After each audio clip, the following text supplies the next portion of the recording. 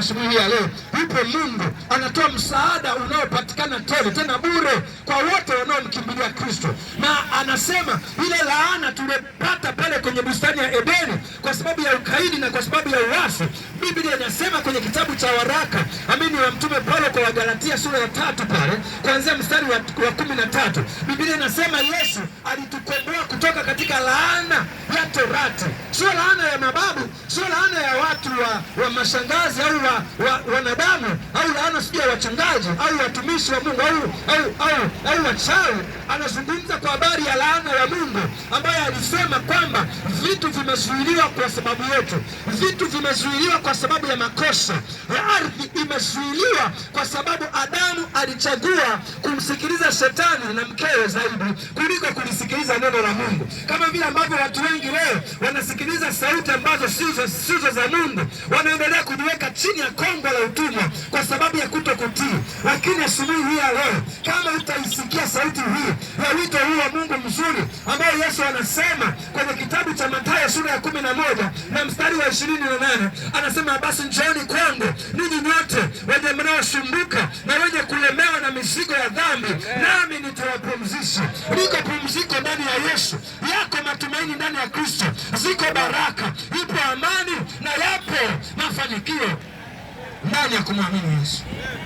Asubuhi ya leo tunatamani tuwasaidie wenzetu mjue ya kwamba Mungu anatuwazia mawazo mengi. Haukuwa mpango wa Mungu sisi kuendelea kuishi haya maisha tunayoendelea nayo. Mungu alishalipa deni na gharama ya kuteseka kwako. Maandiko yanasema kwenye kitabu cha Isaya 53, Biblia inasema alichubuliwa kwa sababu ya maovu yetu na adhabu ya amani yetu iliwekwa juu yake, na kwa kupigwa kwake sisi tuliponywa na maangamizo, tuliponywa na magonjwa, tuliponywa. Ni jambo ambalo unatakiwa tu kwenda kulipokea kwa imani lianze kufanya kazi kwenye maisha yako.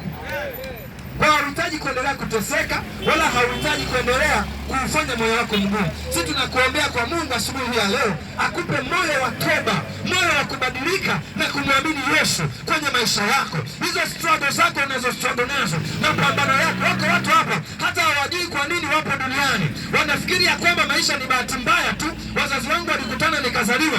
Lakini nataka nikwambie, kama umevuka vipindi vyote mpaka umefikia umri huu, nataka nikuhakikishie liko kusudi jema, yako mawazo mazuri kwa ajili yako.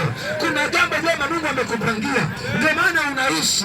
Usije ukafikiri maisha ulionayo ni kwa sababu ya ujanja ulionao, ni kwa sababu Mungu alikuwa anaingojea siku kama ya leo. Anasema yamkini kesho atawasikiliza wale watumishi nitakao watuma. Mungu anakusubiria. Biblia inasema uvumilivu wake ni ili sisi tuweze kupata kutubu. Wema wake unatuvuta ili tuweze